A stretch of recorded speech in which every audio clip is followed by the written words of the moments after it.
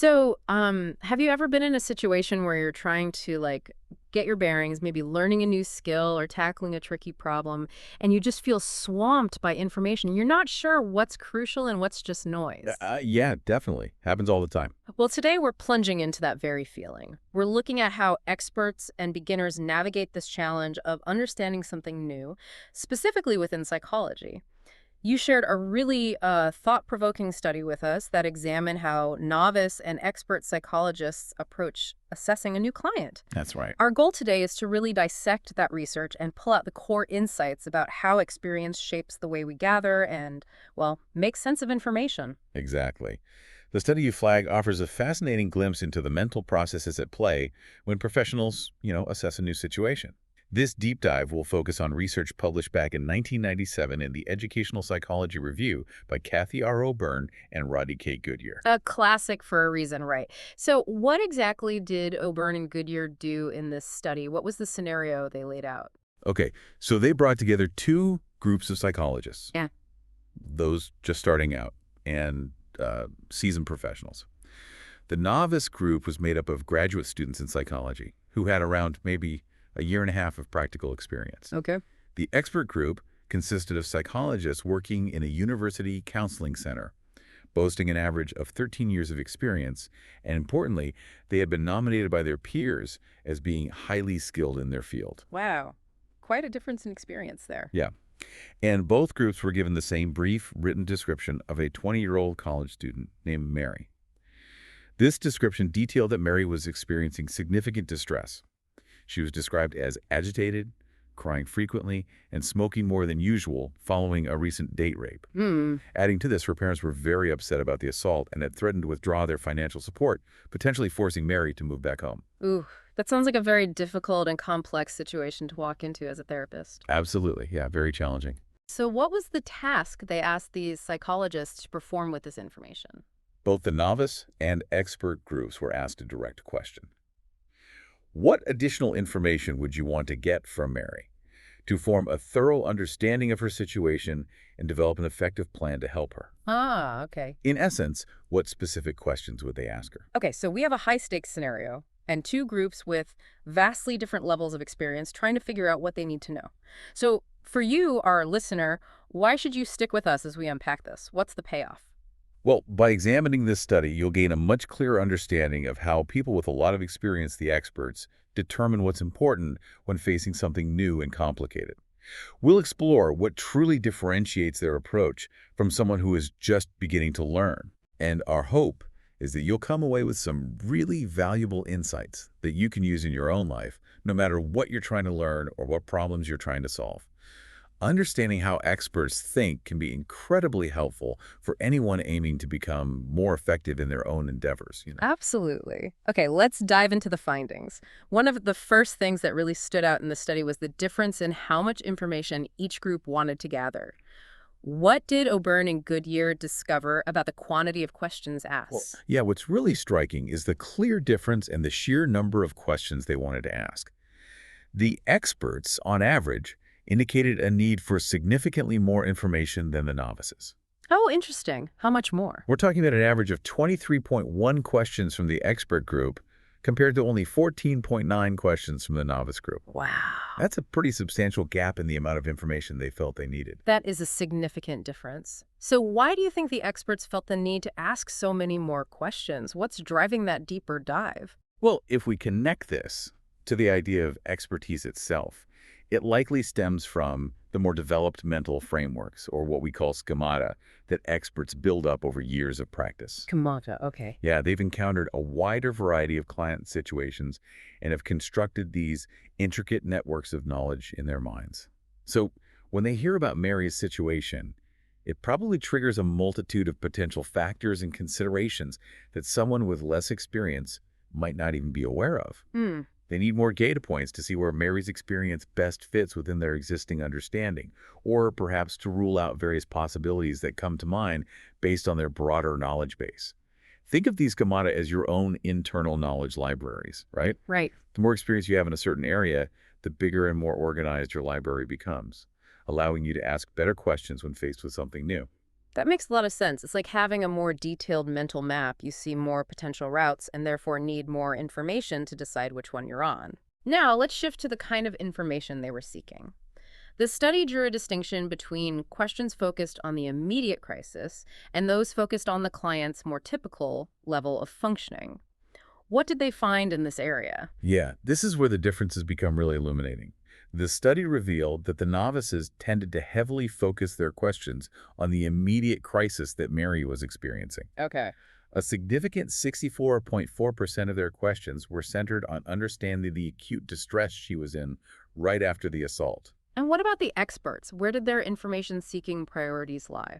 The experts, in contrast, placed less emphasis on the immediate crisis and dedicated a larger proportion of their questions, about 56.5%, to understanding Mary's characteristic or typical level of functioning. Ah, okay. They were more interested in getting a sense of who Mary was and how she functioned in her life before this traumatic event occurred. Okay, let's break that down a bit more. The study mentions categorizing questions into crisis assessment versus normal level of functioning.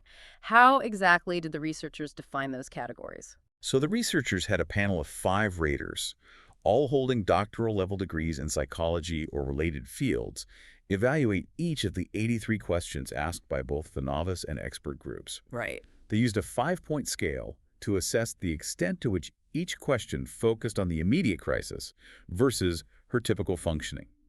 Questions that received an average score of 2.9 or below were categorized as addressing the crisis, while those scoring 3.0 or above were considered to be focused on normal functioning. Got it. The mean of these ratings for each question determined its final category. Can you give us some specific examples of the types of questions that fell into each of those categories? It would help our listeners get a clearer picture of what this distinction actually looks like in practice. Absolutely. Looking at the study's data, some examples of questions categorized as crisis, and remember, these had average scores of 2.9 or lower, included things like sleeping normal since the attack, which had an average score of 1.20. Okay, very specific. Yeah. Or, is she suicidal now? With a score of 1.00, and physically harmed in the attack, scoring 1.20. Questions about changes in her alcohol or drug use since the assault also fell into this category. So you can see the focus is very much on the immediate aftermath and immediate safety concerns. Right, very much in the here and now and directly related to the traumatic event. And what kind of questions were aimed at understanding her normal functioning, her typical state of being? Okay, so questions categorized as focusing on normal functioning with average scores of 3.0 or higher were quite different in their aim. Examples included, how does she feel about herself, which scored a 3.0. More general. Exactly. Or relations with her siblings with a high score of 4.8. Did she have friends in high school? At a 4.20, and even a question like, how does she handle the first year of college, which received a 3.88. Ah, I see. These questions are really trying to gain insight into Mary's personality, her relationships, her typical coping mechanisms, and her history before this assault occurred. Think about it this way. If your car breaks down, a novice mechanic might just focus on the immediate broken part, right? Right. But an expert mechanic will also ask about the car's history, how it usually runs, any other recent issues, to get a fuller picture and maybe prevent future problems. Yeah. That's similar to what the expert psychologists were doing with Mary. That analogy really clarifies the difference in approach. So why do you think the experts prioritized understanding that baseline, that normal level of functioning to such a greater extent? Well, this really gets to the heart of what distinguishes expert thinking in this domain. The expert's tendency to look beyond the immediate crisis suggests a more comprehensive and nuanced understanding of psychological distress. They likely recognize that to truly help Mary in the long term, you need to understand the context in which this crisis is occurring. How she typically dealt with challenges and stress in her life. What kind of support system did she have in place under normal circumstances? What are her underlying beliefs about herself and the world? This kind of information helps them to differentiate between the immediate impact of the trauma and any pre-existing vulnerabilities or strengths that might influence her recovery. It allows them to see the bigger picture and to develop a treatment plan that addresses not just the immediate symptoms, but also her overall well-being and resilience. That makes sense. It's about being better at distinguishing what's immediately pressing from what's fundamentally important for long-term healing and growth. So the key insight here for you, the listener, is that when faced with a complex problem, understanding the typical state of affairs before the disruption can be crucial for effective problem solving, regardless of the field. It really highlights how experts are thinking systemically, looking for those deeper underlying patterns rather than just addressing the surface level issues. Which leads us nicely into the concept of cognitive schemata you mentioned earlier. Can you explain what those are again and how they might relate to these findings about expert information gathering? Sure. Cognitive schemata are essentially organized units of knowledge that we develop through our experiences. Think of them as interconnected networks of information that act as mental frameworks or templates that we use to understand and interpret new information. Okay. When we encounter a new situation, our existing schemata help us to make sense of it by guiding our attention towards what we perceive as the most relevant aspects. So how might the experts' potentially richer and more nuanced schemata explain why they not only ask more questions, but also focus so much on Mary's broader functioning? Because experts have encountered a wider range of client experiences over their years of practice, they have likely developed more numerous and more sophisticated schemata related to trauma, distress, coping mechanisms, psychological well-being, you name it. Right. When they are presented with Mary's situation, these well-developed schemata probably allow them to quickly recognize the inherent complexity of the situation and identify multiple potential areas that warrant further exploration. They have a better sense of the different ways a person might react to such a traumatic event, the potential long-term psychological impacts, and the various factors that might influence her recovery trajectory. Hmm. This is likely why they seek more information. They have more potential slots in their mental framework that they need to fill in to develop a comprehensive understanding of Mary. And their focus on her broader functioning reflects their underlying understanding that this crisis is happening to a whole person with a pre-existing history, personality, and characteristic ways of relating to the world. So, for you, our listener, these schemata are like your internal knowledge libraries again. The more experience you gain, the bigger and more organized your library becomes, which allows you to ask more insightful questions when you're faced with something new or challenging. It's almost as if they have a more intricate and detailed mental model of the situation, allowing them to see more potential avenues for exploration and understanding. Now, the study does point out that pattern recognition can be a bit more challenging in psychology compared to fields like, say, medicine.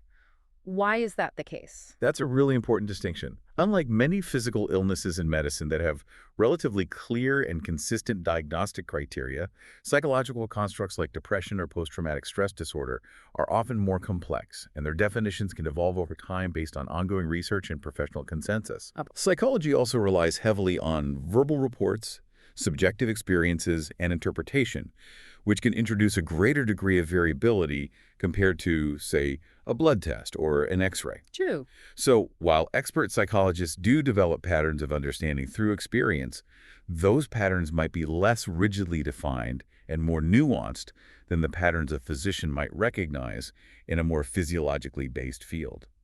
This inherent complexity makes the process of psychological assessment and diagnosis potentially less straightforward and requires a more open and flexible approach to information gathering. That makes perfect sense. It's not always a matter of just ticking boxes on a symptom checklist. Not at all.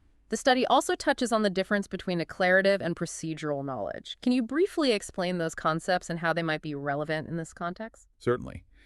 Declarative knowledge is what we consciously learn and can explicitly state the facts, the theories, the diagnostic criteria we study in textbooks.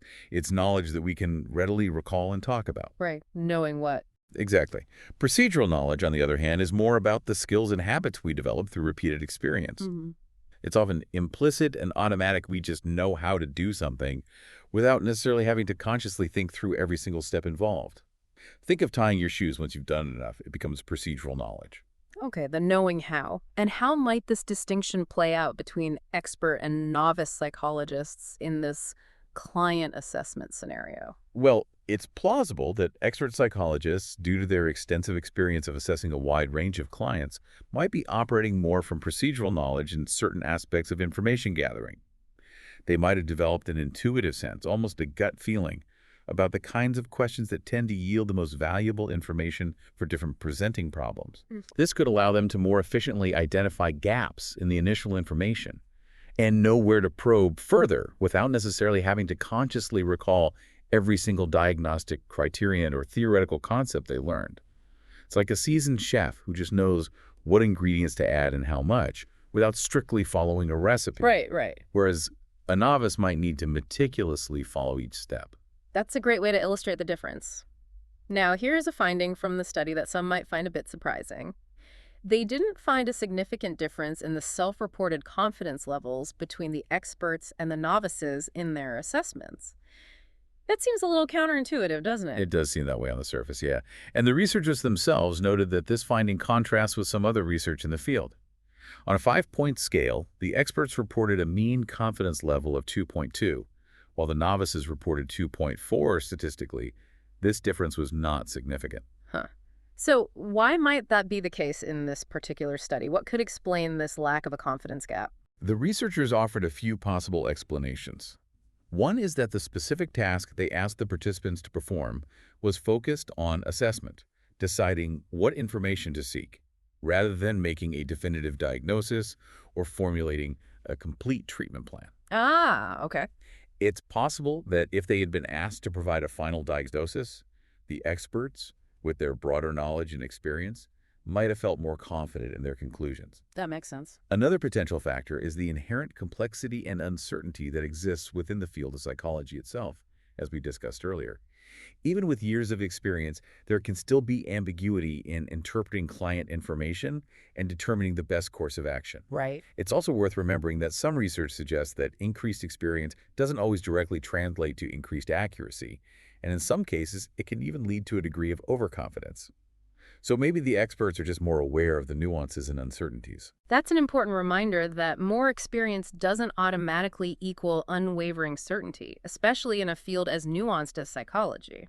Now, while there weren't major differences in what broad categories of information both groups mentioned in their written assessments, things like the client's family relationships or potential social isolation, there were some interesting qualitative differences in their responses, weren't there? Absolutely. Yes.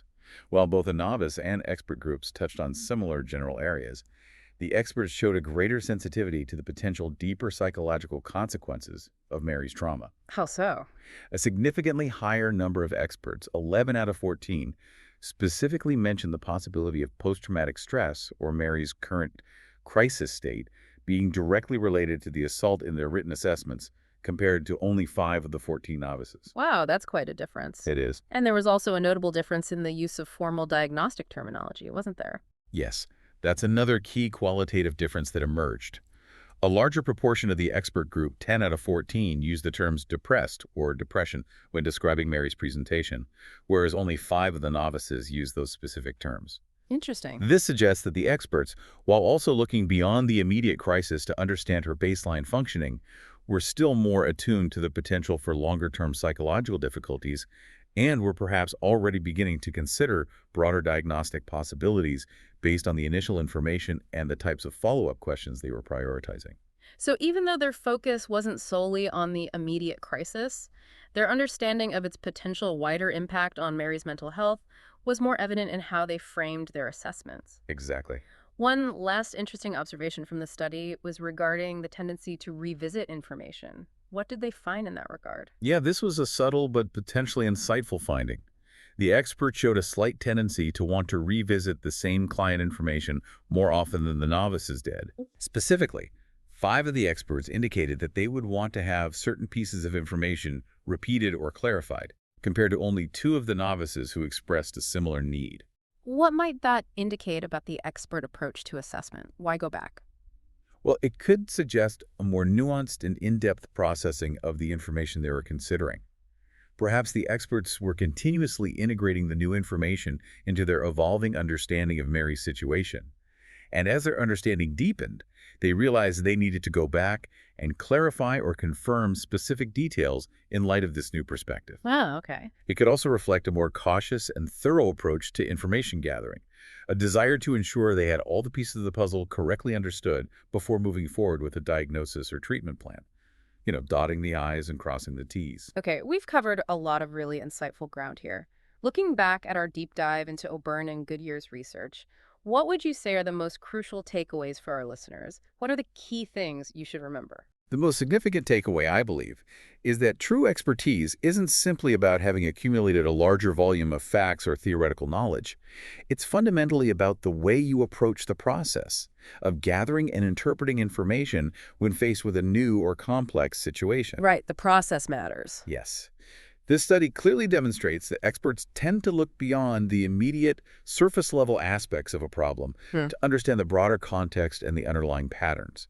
They not only ask more questions overall, but a significantly larger proportion of their questions are strategically focused on understanding the typical or characteristic functioning of the individual or system that you're trying to understand, rather than solely focusing on the immediate crisis or presenting problem. So it's about seeing the bigger picture, understanding the baseline, even when there's an urgent issue demanding immediate attention.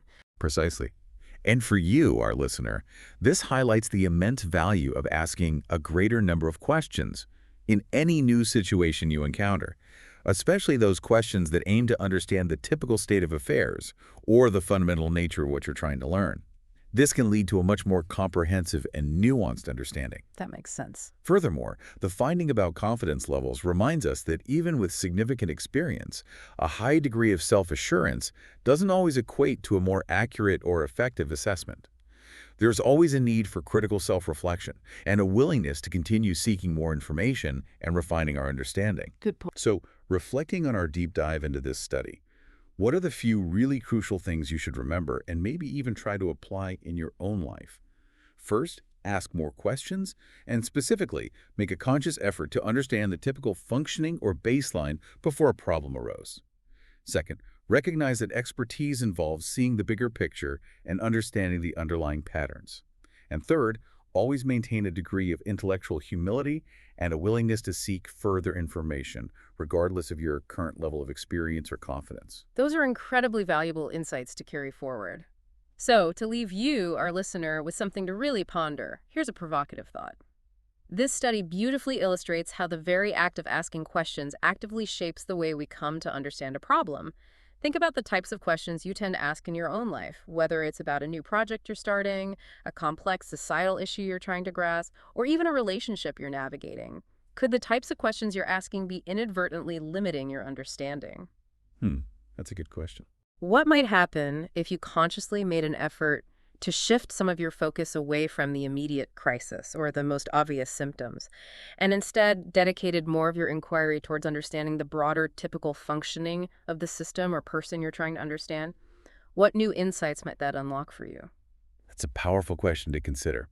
And if you're interested in delving even deeper into this fascinating research, we strongly encourage you to seek out the original paper by O'Byrne and Goodyear in the Educational Psychology Review.